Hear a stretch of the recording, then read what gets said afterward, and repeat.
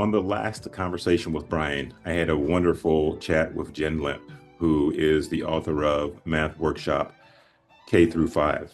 And at the end, I said, Jen, you have to come back because it was just a great conversation. We didn't really finish because we were just getting started. It was such a deep conversation.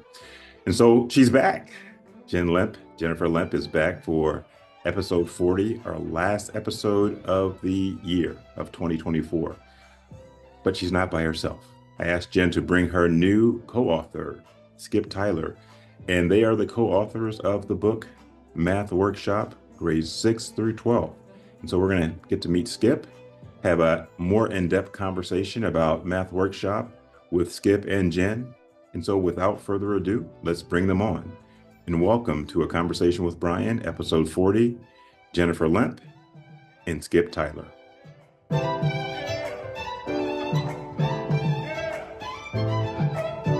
Jen and Skip, welcome to the show.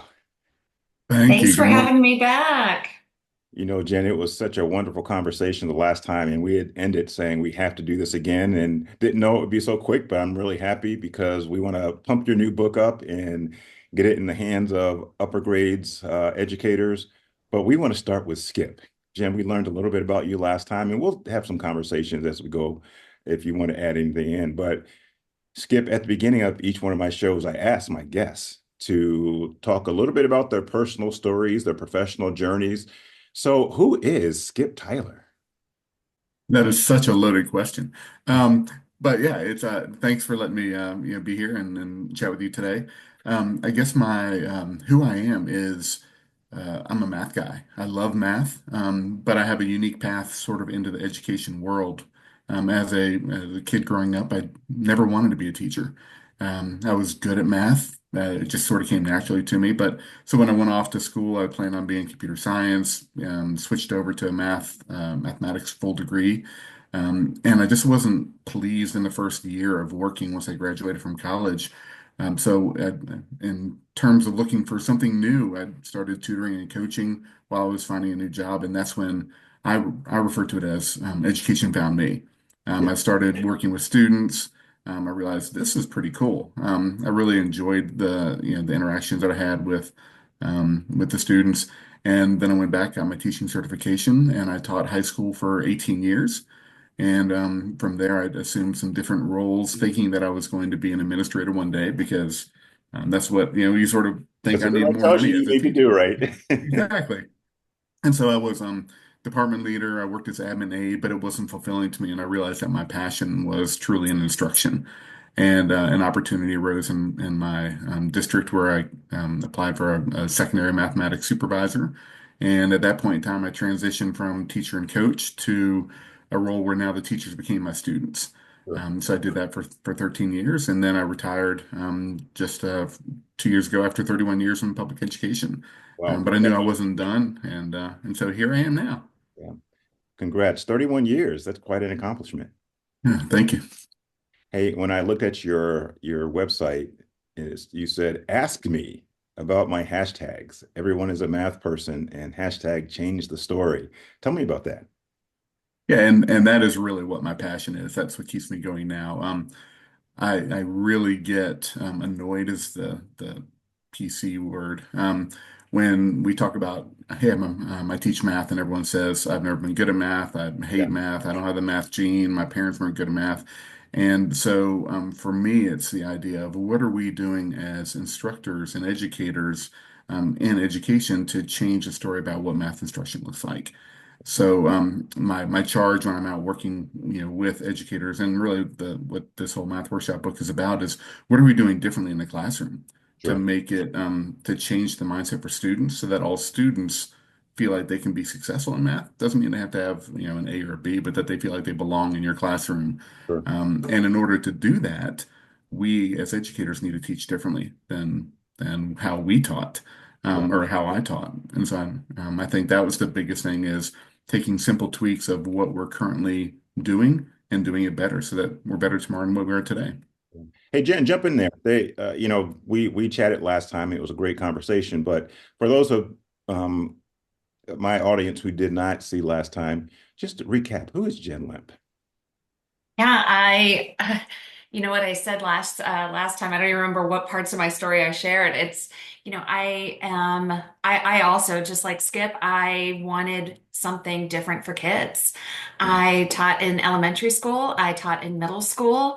As a student myself, I really felt like for several years I was really good at math, but really I was just good at memorizing. Yeah. And at a certain point, things started to really crumble for me. And when it started to crumble, it realized I just had too much in my mind that was all about memorizing. Yeah. And memorizing in the moment means really quickly forgetting. Yeah. And I wanted something better for my students. Having taught in elementary, and then I went to middle school. I got a unique experience one year where I had taught some kids in fourth grade, and then I got to see them again as middle school students. And in that moment, I realized that as much as I loved those kids and as much as I loved my job as a teacher, loving them wasn't enough.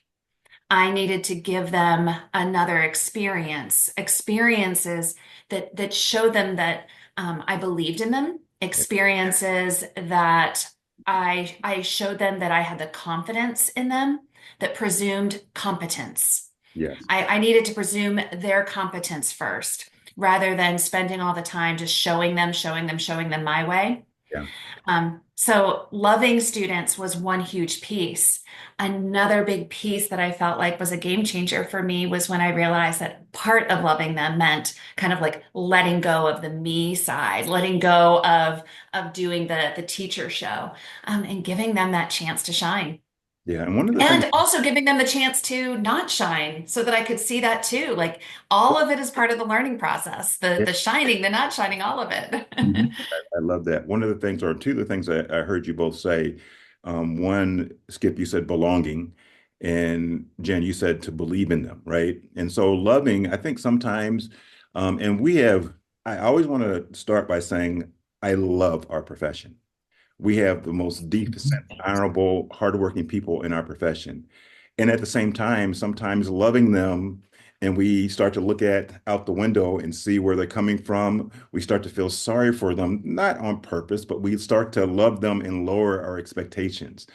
Jen, you're talking about loving them and raising and keeping the expectations to make sure that they have the life that we would want for our own kids. Am I off base?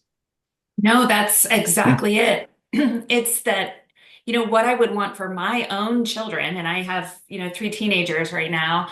I want them to believe that the sky's the limit.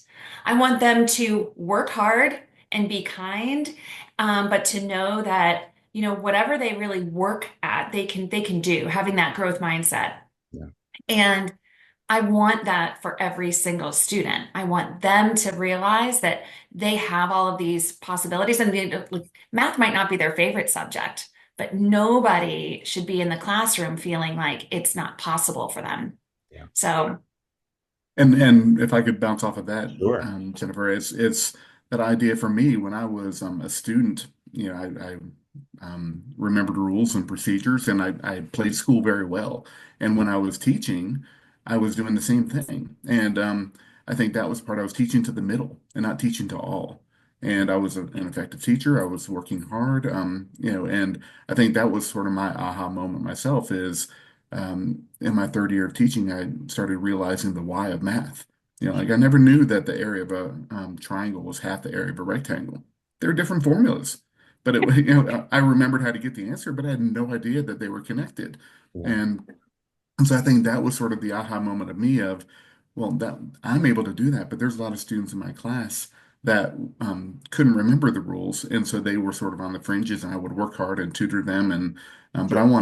I want all students right now to feel a sense of they can be successful in my class, and what am I doing to change how I did it, and what am I doing to share with other people that I did it this way, and it's okay to acknowledge that there's other ways out there. and I think about that responsibility to change things, like that falls on us as the adults. Yeah. Yeah, I had a class of middle school students. There were students who had said, like, I've never passed a test. Like they really felt really bad about themselves as Yeah. students of mathematics. They had nicknamed themselves all kinds of awful things. It just, they had low self-esteem. And I just thought like the rules that I was trying to make them follow to play school appropriately, Yeah. that wasn't good for them. And it wasn't good for me because I never got to see the amazing things that they could do.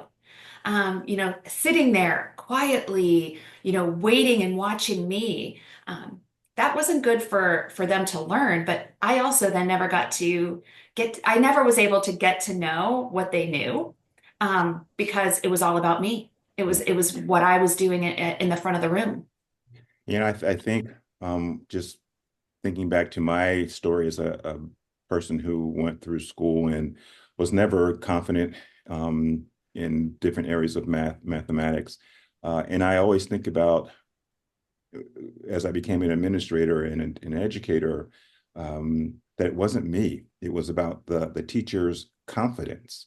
And a lot of times the teacher's confidence is directly correlated to their competence, right? And so once you get competent, you become more confident and you start to believe that all these kids can do it. And so how do we give the teachers, the belief, the philosophy, the attitude, the mindset that they are competent? And so let's jump into your book. Jen, we talked a little bit about Math Workshop K5 last time, but Math Workshop 612, that's a different animal. Middle school and high school, and Skip, you've spent your career in the upper Mhm. grades. It's a different animal. And so how did you all, one, start to think about how can we present this in a way that people will listen? But also, what is your experience, Skip, especially you as a high school teacher, in terms of Math Workshop and teaching high school mathematics educators Math Workshop? Were you like, kind of like an alien and people are like, no, or were they receptive because you built relationships? Let's actually just kind of jump into because it's not so much, it's a structure, but Jen, as you said last time, it's a philosophy. Mhm.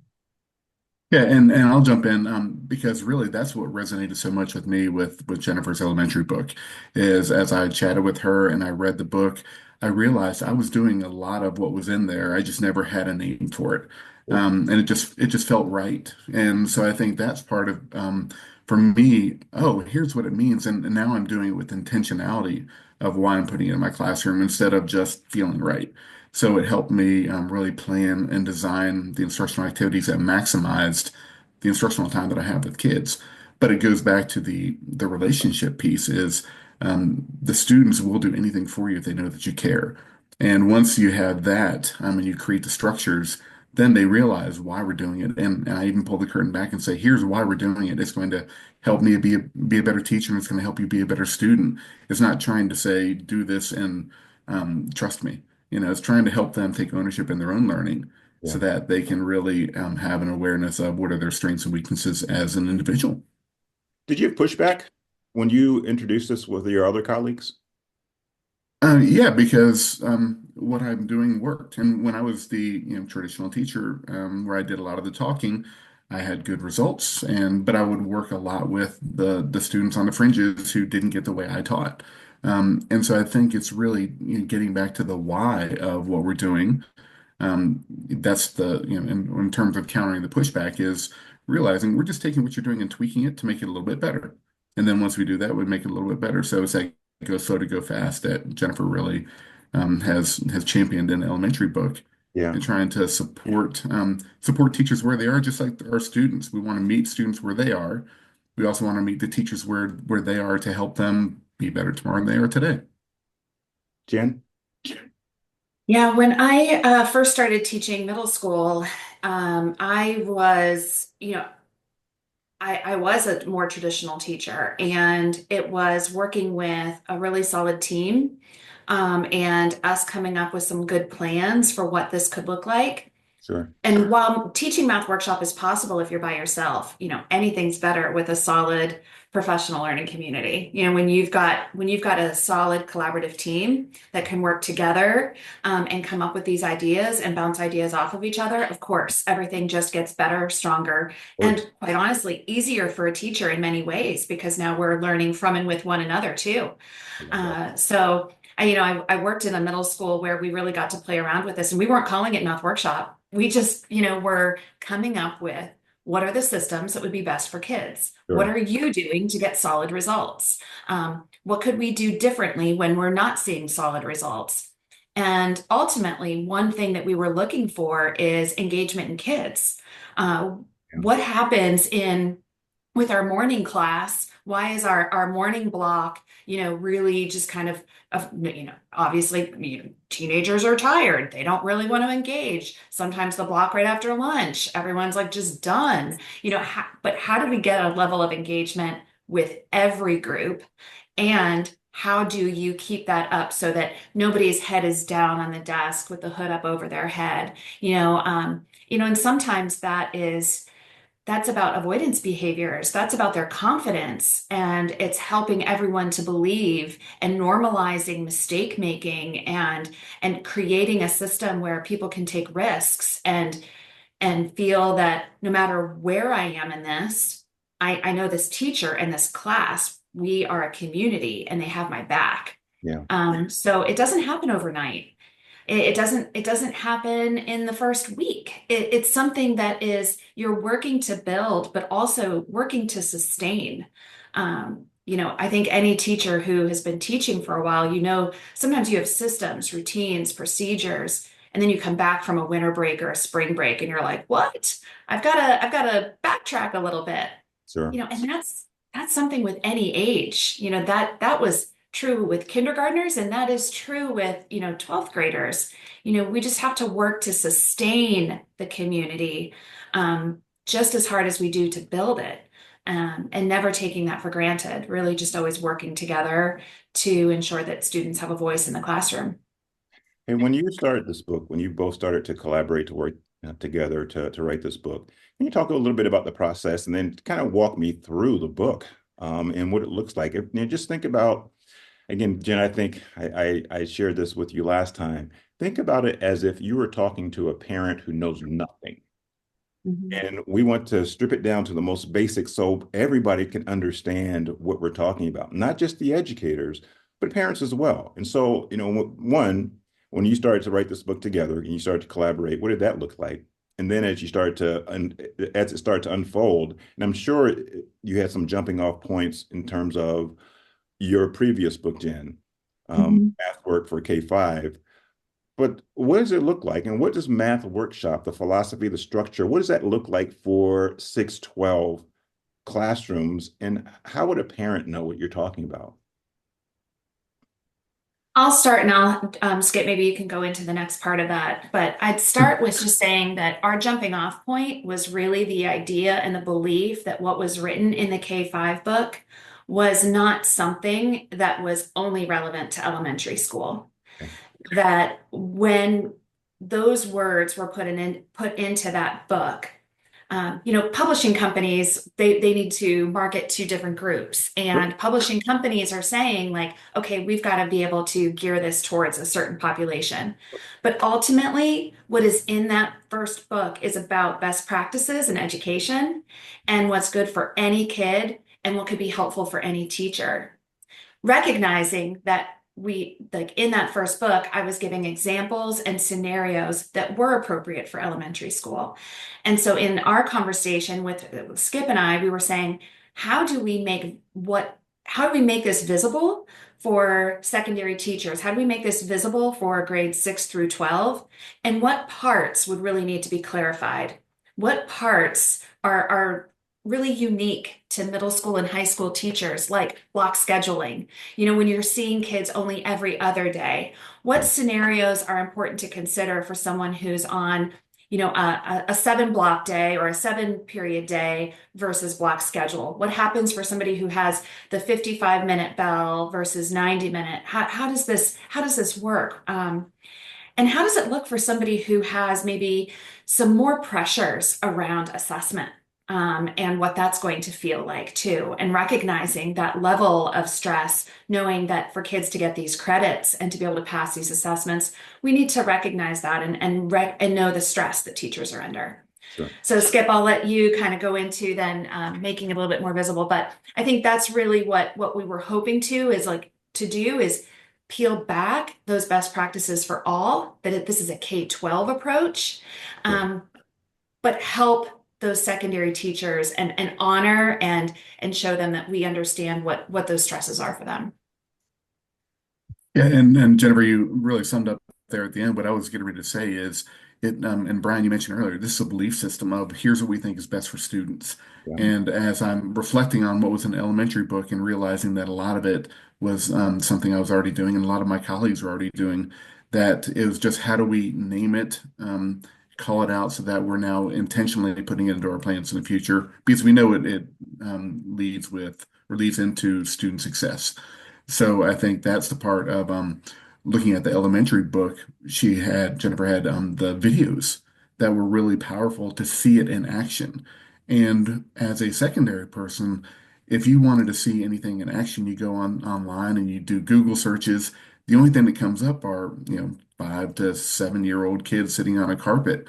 And so there's nothing for secondary from that. And so that was for me, this is, to help teachers see that it's possible, they need to actually see kids that look like their classrooms, and making it engaging that way. Do you when you go through and you're working with educators around the country, um, again, I want you to kind of walk me through what it looks like. Like I want to be able to visualize what a math workshop looks like. So when you start your class, I know there's different things that we do and we can tailor it to our own needs. But in general, when I hear the word workshop, as I said to Jen last time, I think of like a carpentry workshop where we have these different stations or centers and we're moving around. So what does it look like? And then just take it. I read your bio, Skip, and you said Algebra 1 was your favorite class to teach, Mhm. right? So like if I'm in an Algebra 1 class, I'm a student or a parent to come and observe it. What would a math workshop look like? You both can jump in, but what would that look like? I want to picture it. So I think initially starting off with something that engages all students immediately, which is the reason routine. It could be related to the content I'm getting ready to be teaching, or it could be something just as the purposes as a community builder. I want Sure. to get all the students engaged from the beginning. I used to do a joke of the day at the beginning of class. Come on in here, hear my dad joke. Kids would not be late to class because they wanted to hear a stupid dad joke from Mr. Tyler. And then, that's again, I That's a now connection, learned that right? I can yeah, and it's about the kids wanting to be there and feeling like they belong. And so, having that initial part to engage students immediately in the class, they have a positive self-math identity, and maybe not math identity, but they have. When I mentioned I like working with Algebra 1, and my passion group of students are the seniors in Algebra 1, those who have already experienced failure or they have a poor math identity. And I was able to form relationships and saying, this year, you're going to love hating math. And they look at you funny, and I'm like, I'm going to teach you a new way to fail. And they're like, what? What are you doing? But it's that idea of it's okay to be where you are. You just haven't had the right way for you to learn. And again, I was teaching, uh, my way, and I wanted you to sort of mimic what I was doing and repeating things. So by starting off with that reasoning routine at the beginning, I got them engaged. Sometimes I made it related to the content that was coming up that I could springboard and do some formative assessment. Sure. Um, but that was, the purpose for me of that is what are we doing to get students doing the thinking? Students owning it. The person doing the talking is the person who's doing the learning. I've got all these other little phrases. Smartest person in the room is the room, because I want the students to belong and be a community. And what I found is the more I learned to be quiet as a teacher, the more that the students were more willing to step up and hear and learn and process. And it wasn't about getting the answer. It was about I'm going to give you the answer. You tell me how you get it. Right. And so I think that's the part then of we get them thinking, then we start breaking out the what you're referring to as stations, small group instruction, and I know we're going to probably dive into that a little bit more, but it's trying to get the students to own and accept some of that ownership. Yeah, what Skip was talking about, those reasoning routines, that first impression matters so much. Yeah. And sometimes we feel really pressed for time and we skip that. And when we skip it and we go straight into a whole group focus lesson and kids see content that might feel scary, if they're shutting down in the first 5 to 10 minutes, it's going to be really hard to pull them back. Sure. So that reasoning routine is so important. And then how do you decide what the whole group focus lesson is going to be? Well, and if I could go back to just 1 minute there, Brian, sorry, just to sort of share a story of, I think, the impact of the reasoning routines. Um, I've worked with many very traditional high school teachers. They're solid teachers. I'm not knocking it because I was one of them. But I convinced a teacher during the third 9 weeks to do these reasoning routines, and he's like, "Oh, I don't need to do it." I'm like, "Well, just try it." And so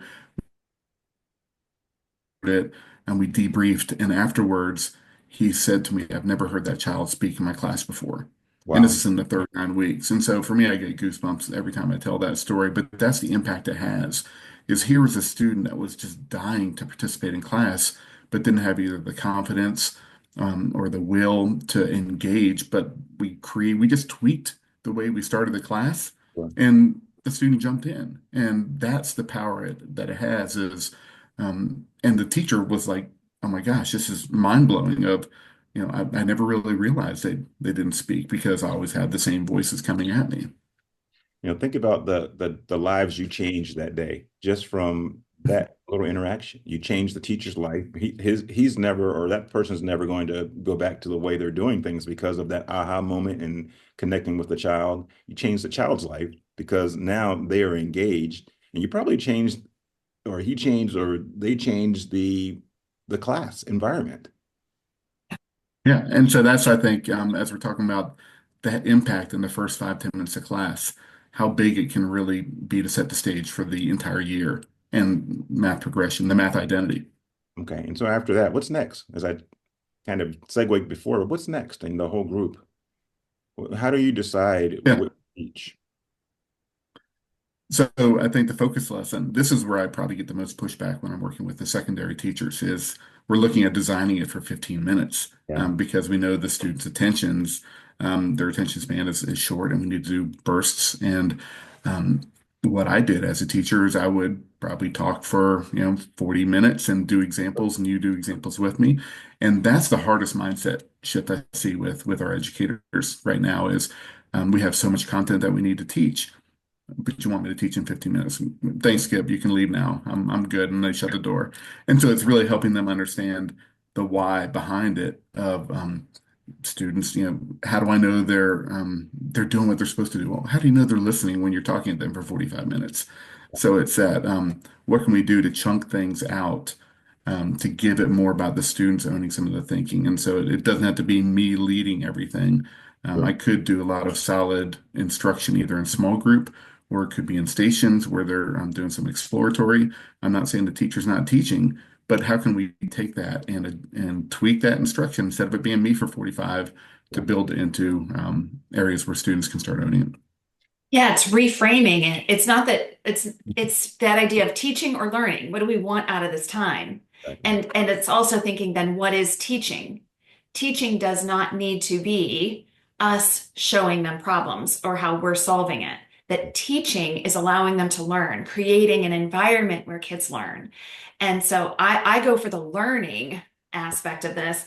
And so if you're saying like the focus lesson is 15 minutes, that just gives more opportunities for kids to be in their learning mode, like their brains to be active. And even in that 15 minutes, that shouldn't be just show and tell. We're just starting to facilitate this learning environment. And it's your on grade level standards because that is available then to all kids. We're presuming competence. All kids are going to get to see this amazing content. And now, because we've given them an opportunity to see it, we find out, what do they know? What do they not know yet? Where do we go with this? Who are the kids who have this already? But every kid is then getting this information, but also being set up for more learning later. Yeah. I heard somebody say one time, if I teach it, or if I talk the entire time and I teach it and they don't learn, then it's not teaching, it's not learning, it's presenting. I'm just up there being a presenter. And so we have to make sure that they learn it in order for us to say, okay, we truly are teaching and engaging kids and making sure that they do learn what we intend for them to learn. I think Absolutely. it's, is school about delivering content or is school about developing learners? Yeah. And that's another quick mind shift thing of, am I here just to teach it or do I want to design something for learning? And that's really the mindset change is how do we take what we're doing and just, reframe it, tweak it so that we're making it more about the students and less about me delivering. One of Mhm. the things that or two people who I'm big fans of, and I think I mentioned them a couple weeks ago in one of my talks, are Anthony Muhammad and Luis Cruz, and they talk about transforming school culture and resistance and change, and they frame it as, again, it's not about good teacher or bad teacher. It's all about, we come from it from a purpose of we care about kids, but they talk about, unproductive and productive organizational behavior. And sometimes we have unproductive behavior, not because we're bad, it's because one, we don't know why. Nobody's ever sat down and said, why should we do it? And, Skip, you just talked about the why with, that teacher. Why should we do it in this way? Because we want it to engage all kids, right? Sometimes we don't know how. And so we resist change because we don't know how. It's not because we're bad people. It's because you're asking me to do something that I don't know how to do. So, show me. And like you all said at the beginning, or I think you said, Skip, when a teacher is reading Jen's other book or looking at those other videos, they might say, well, that's good for elementary kids, but show it to me from the high school lens. And so, again, that will help them, maybe at least it piques their interest. Sometimes people don't trust because they're saying, we have so many initiatives that this too shall pass. And we're like, no, this is good for all kids. So how can we actually, as you all have been saying since we came on here, you're being transparent, you're saying that it's okay to fail, it's okay to make mistakes. And you, as the educators, the leaders, are saying this, then it helps other people say, I'm okay. I'm in a safe space. It's not a gotcha moment for me. And I think that's really important to create this culture that allows for Math Workshop to thrive. Yeah, and Yeah, I and think I about think now to our that, lives. Go ahead, Skip. no, thank you. It's more of the stresses that come with the school accreditation and the test scores. That's what is driving a lot of what's happening in the classroom. And so it's hard to make that change, which is why the administrators need to be aware of what we're trying to do for reframing what classrooms look like, and that it needs to be productive noise happening and not just students sitting there and trying to get the answer. We need to get away from teaching kids how to get answers and go back to teaching them math. Um, and I think that to me is the biggest mind shift of how we try to make school look different for kids. And so we've had the whole group focus lesson. And as Jen said, it's on grade level standards because everybody should have access to those. After we do this, we break off. And then what happens in those different centers or stations? What do you all call them? Because some people call them a lot of different things. What do you all call them as the Math Workshop authors? We call them learning Learning stations. stations, okay? And so I want to make sure I'm using the right term for your readers. So learning stations. So what do those learning stations look like? Sure, I'll go on this one. So really, is what are we doing to? This is what I refer to as a coach. This is where the practice happens. Yeah. And so it's I want to see students working, thinking. I'm scaffolding. I'm providing student choice. I'm providing a different voice for students as well. So again, I really go back to trying to empower the students to own their learning and be aware of what their strengths and their weaknesses are at the same time while I'm doing it. So it's not me carrying the lift of of helping all students out. So in those learning stations, they are things that are very intentional and targeted to the learning goal. And so it may be that I break down a concept into the sub skills where those might be some learning activities where students can then, I'm supporting in that asset-based mindset of looking at what kids know and then how do they get to the next step to get to that grade level, because everything's related to teaching at grade level. Right. But we know that there are some kids that are here and some kids that are here, and we can't teach it the same way. So, but that's also empowering the students to know, with the idea of mild, medium, spicy problems, where I have different levels of questions where students can opt in to say, here's a problem that I'm going to try. I'm not ready for that, so let me then regulate in my head that I need to try a different type of problem. Yeah. That might be a little more support for me involved. So I think with these learning stations, the idea is really to um, get kids basically practicing in a sense, but get them learning and get them communicating. We want to have the students working and talking with each other, so that they're also sharing their own learned experiences and not just my way. Yeah, this is an opportunity for a lot of collaboration. This is where we want kids to be working and learning from and with one another, not just a teacher. We want them to see each other as a valuable tool in their learning process. So that learning station time is very collaborative. Yeah. This is a question that I just always pops into my head. Skip, what happens if you're an algebra one teacher and you have three algebra one colleagues? Are you all planning together to deliver these workshops? So not, I mean, these stations, not so that they're cookie cutter, but so you're, as Jen said, you're sharing ideas beforehand, so you're all on the same page, at least so kids have access to the different types of intelligence in the room, as I said. I think, yeah, that is huge for teachers to collaborate with each other. Just what we're saying, we want students to collaborate.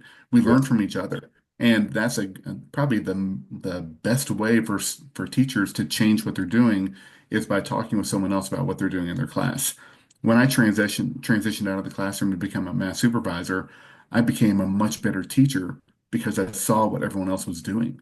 And Sure. so I think having the opportunities for teachers to collaborate, you don't have to teach it the way I do, but we're going to come back afterwards and talk about it. What did you see? What did you see? Oh, well, this was a train wreck. I'm not doing that again. Cool. Good to know. So it's not about everyone having to do it the same way. It's about what works for your class. One classes might be different than another class, but having those conversations with each other about what's best for kids. Yeah. And coming up with quality learning stations is important because often teachers will ask me, well, how many different activities do I need? Yeah. Well, there's no set number. You go for quality over quantity any step of any day of the week. So always go for quality. So when you have a team of teachers who are also looking for quality activities and you bring those together and share, then that's how you build up your quantity. Otherwise, when teachers feel this pressure of, I have to have a certain number of activities for kids to choose from, then we're looking for a number and we're sometimes then kind of just piecing it together, filling up the blank spaces, Feels and it artificial. ends up being the fluff or, the thing that isn't so great. Yeah. I heard the word intentional. And to that point, Yes. I'm sorry, go ahead, Skip. no, and what I was going to jump on to what Jennifer said there is working with the teachers that say, I've got it, I'm good.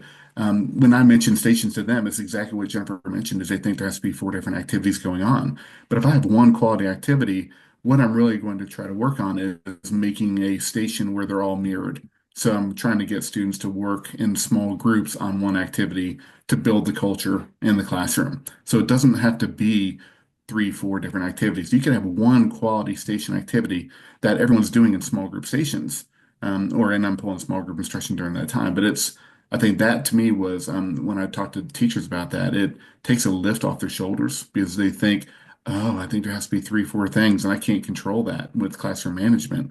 But this is doable. Yeah, and I think that's most important, that what you just said, this is doable, right? One of the things, And kindergartners can do it. So I know that eighth graders, ninth graders, 10th graders can do this. I say that all the time in my book back here, What About Us, that we wrote. And I'm like, if a pre-K student can do it and kindergarten can do it, then there's no excuses. There's no. Right. Absolutely. You talked about when you're pulling small groups, and I would assume that's a a learning station or a center. It could be you're intervening or extending. And so when you talk about that small group that you pull, is that something that's a constant every day in that those learning stations, or it depends on the day? Yeah, small group instruction is something that is good for all kids. Yeah. It's something I believe that every single kid can benefit from the expertise of a teacher. Yeah. I also believe that during small group time, the teacher gets to know the students the best. Especially in secondary, we have a lot of different assessments that are on computers, and things get, those scores or those answers get sent to us, and we don't always get to see that amazing evidence of student understanding and their work. Did they click on the correct answer? Yes or no? I get to find out. But it's seeing kids solve problems from start to finish. And that happens during small group time. So it's ideal if we can get to small group as much as possible. So that's one of the reasons why you want to minimize that whole group time so that you have time to work with students in small group. In an elementary school, we often visualize that by like kids come to us back at a table. And we know that in secondary, we've got sometimes small rooms and big kids. Yeah. So Yeah. small group time doesn't have to be a place in the room. Right. Small group can be the teacher going over to, a group of 4 students and listening in and asking them to solve these problems in front of us. It can really be our chance to watch kids, listen to them, provide immediate feedback. Yeah. We're identifying those misconceptions early on, and then we're able to more easily differentiate. Sure. I think sometimes we think like, oh, differentiating in math is like I either need to make the problem with bigger numbers or smaller numbers. And there are a lot of opportunities for us to meet kids where they are, if we just can kind of remain curious when we approach kids. I love that. I love that. And I also see the student interviews as or the small group instruction as an opportunity for student interviews, where I may pull a student just to check in and say, "Hey, I noticed last test you did an amazing job. What was different about that?" Or it might be that I see 2 or 3 students who made the same mistake that I can quickly pull over and just have a quick conversation for 1 minute and catch and release. So it doesn't have to be something that's strictly formalized as part of a 15-minute rotation. Yeah. It's relationship building. It's letting them know that you care, letting them know that you're paying attention to what they're doing, and them honoring the fact that you're trying to help them to be better. And you're not calling it this, but this is what you're doing. It's constant assessment and intervention and extending and truly just trying to understand where a kid is so you can meet them and say, okay, you're here. I'm trying to get you to the next step. Yeah, absolutely. Almost every teacher I work with, I would say, if I think about like where we are right now at this time of year, they know their students pretty well. And if I said to them, who are the students who are going to like immediately have their work done within 2 seconds after you give it to them, they could probably name those kids. Who are the kids who, if you wait a whole 30 minutes, they still will not have gotten started without you like going over there? I bet you could tell me who's the kid who's going to want to use the restroom, who's going to put in for a pass as soon as possible. Like you start to know who these students are. And because you know that, use that information about kids to work with kids in smaller groups so that you don't have some of those avoidance behaviors. So we're also not losing instructional minutes. We only have so much time, and time is never our friend in education. So, using that in a really effective and efficient way. If it's predictable, it's preventable, right? Absolutely. Exactly. I love that, Brian. We only have a few minutes left already. But what I'd like for us to do is talk about after the learning stations are done. What happens? Is class over, or do we come back together? What does it look like? And again, I think it depends on the day because I may start the class with learning stations. Okay. So it really is the structures of Math Workshop are interchangeable and moving pieces and parts. Because as Jennifer mentioned, for some of the blocks that are 90 minutes, you have a lot of time to really structure that how you want. But I think it's really important, though, that we pull students back in for reflection. And that was the part that, I had in my lesson plan, but I didn't necessarily do it every day because the bell was ringing and everyone packing up and like, Yeah. oh yeah, just think about what you learned today. Great, good. And but what I was also guilty of as a teacher is I would do exit tickets where kids would do two, three problems, give me some data to help me drive my instruction tomorrow, what I learned to do as a teacher. But kids were leaving my classroom not knowing what they learned or not thinking about what they learned. Sure. And so I go back to here's why we do learning objectives at the beginning. At the end of it, on a scale of 1 to 5, how did you meet that goal? Are Yeah. you there? What came easiest to you today? Um, what would can you write something for a student who was absent today to summarize your learning? Turn and talk. So just it doesn't have to be at the end of class, but Sure. definitely we need to build more of the time in for students to reflect on their learning. Because that, again, I keep talking about student ownership. If we don't give students an opportunity to think about their learning, they can't own the learning because they don't know where they are. Yeah. Yeah. I know my reflection for too many years was the bell was ringing and I'm like, hurry up, grab your stuff, or, here's your homework. Uh, and it was such a missed opportunity for students and for us because every piece of information that we learn about a kid helps us do better by them. Sure. And so that piece of data at the end, not just a math sample, but understanding where they are in their disposition towards math. Mhm. How prepared do you feel about the quiz? What's something that you would want to know about to get ready for the upcoming quiz on Friday? Like all of these things, these little questions that we can ask that can just help us get to know kids and know where they are in their thinking. It helps them think about their thinking, but then we can help them. So the And I reflection think is to so that point, important. yeah, to that point too is we've taught kids what it is to play school. And I had a teacher give a test back once with no grade on it, but had some marks on, where he had correct and incorrect answers. And the student's like, how'd I do on this? And she's like, well, I marked your paper. There's no number at the top. And so I think that's also what we're trying to break the institutional norms we've created about what school looks like. It's not about getting a number or getting a grade. It's about what is your learning, what is your thinking. And I Right. think that's to me what Math Workshop does is it tries to transform it about being or getting an answer to what are you learning, what are you thinking, and providing those opportunities for students. Yeah. So let's get your book sold. When's it come out? Where can people get it? And if they need to get in contact with you all, how do they get in contact with you? Yes. So the book is official as of November 5th. However, you can pre-order it now on the Heinemann website. Heinemann is our publisher, and you can get both the K-5 book and the 612 book there. You can also get in touch with us on social media. I'm Lempp5 on Twitter. I'm also Jennifer Lempp on Instagram. Jennifer Lempp at mathworkshop.net. If you want to just email me and chat, if you have questions about the book or you want to find out if it is, a good fit for you right now in your school, of course, my answer is going to be yes, but we can go into a lot more detail by email. That's awesome. And And Skip. same thing for me. On all the social medias, I'm Skip Tyler Math, and on Twitter, X, whatever we're calling it nowadays, Instagram, LinkedIn. So yeah, I'm happy to field any questions, and I share all my contact information with teachers because that's what I want. Is we're here as a resource. This is what our passion is. If I knew this when I was teaching, I would have eaten it up. But now I know better, so I'm trying to do better. Yeah.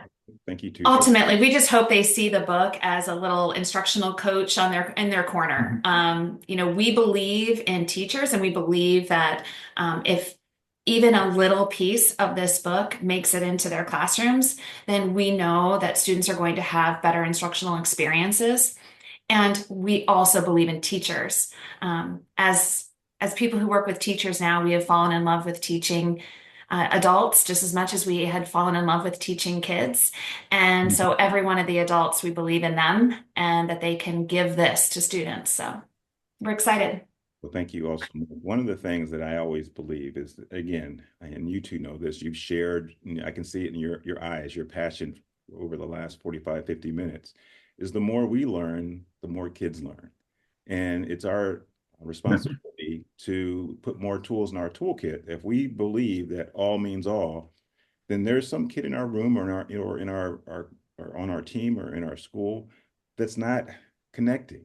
And if this can actually help that student, that individual, that child connect, it can change the trajectory of their life, right?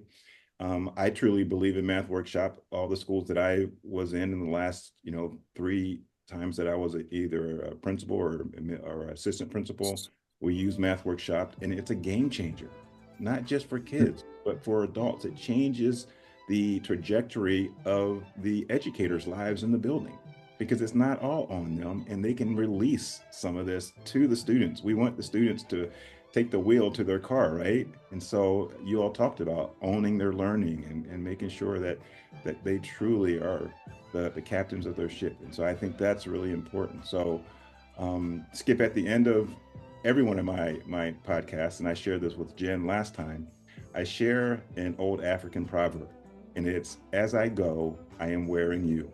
And again, it just means that I am not Brian Butler, the person you see in front of you. People say you're successful. No, I am a compilation of all the people who have poured into me. It's my parents, educators, friends, mentors. And I just try to share what they have done for me. And so now I am wearing Skip Tyler. I've been wearing Jennifer Lempp, but I am wearing you because of our conversation. And I will take what I've learned from you today all around and share, because I think it's important for people to understand how important Math Workshop is, how it changes careers, how it changes student lives. And so I just want to say that I'm wearing both of you, and I really appreciate you all coming on today. And good luck with the book. I'm sure it will sell a ton and change a lot of not only kids' lives, but adult and educator lives. So thank you so much.